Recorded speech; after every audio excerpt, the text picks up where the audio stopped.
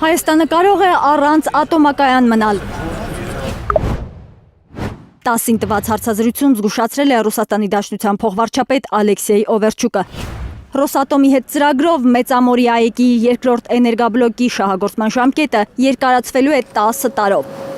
Հավերժ երկարացնել չեն կարող, հատկապես որ Հայաստանի իշխանությունը այդ աշխատանքներում ներգրավում է եվրոպական ընկերություններին։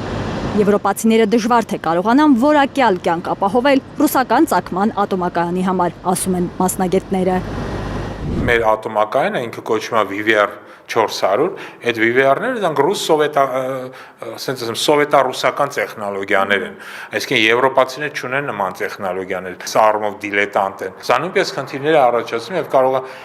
երկրորդ անգամ երբ կյանքը պետք է երկարացնել, ասել արդեն չեն կարող։ Իրավիճակը կարող է փրկել նոր ատոմակայանը, բայց նոր ատոմակայանի նախագծման, կառուցման եւ շահագործման համար առնվազն 10 տարի է պետք։ Այսինքն 2036 թվականին նոր ԱԵԿ ունենալու համար հիմա պետք է սկսել աշխատանքը։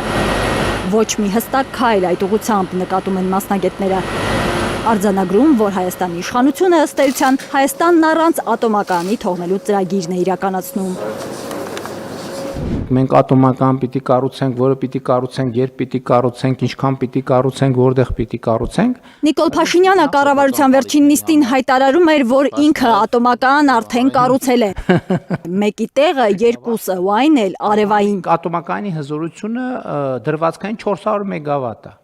այսինքն 450,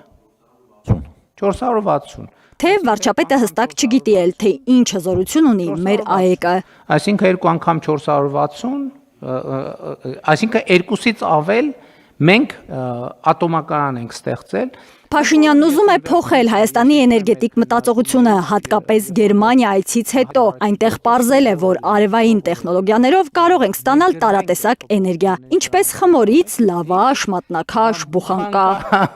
Էլ ինչ տեսակներ կա, հիմա այդ բանի էլեկտրական հացի բոլոր տեսակները արևային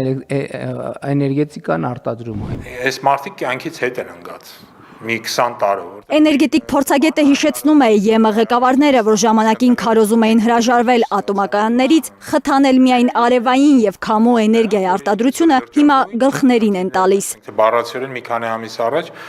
օրինակ Իսպանիան 3 օր լույս չուներ, որտեղ ինքը իր բոլոր ատոմակայանները փակել է, Գերմանիան բոլոր իր ատոմակայանները փակեցին, անցան արևային քամու էներգիան, որը ինչը բերեց նրան, որ դա ոչ կայուն էներգիա է։ Հայաստանի ռուսական տեխնոլոգիաներով կառուցված ատոմակայանը փակելու եւ պաշտոնական եւ ոչ պաշտոնական պահանջ կա։ Ասում է Մանվելյանը, ավելացնում, պաշտոնական պահանջը դրել է Եվրամիությունը, ոչ պաշտոնականը Թուրքիան եւ Ադրբեջանը։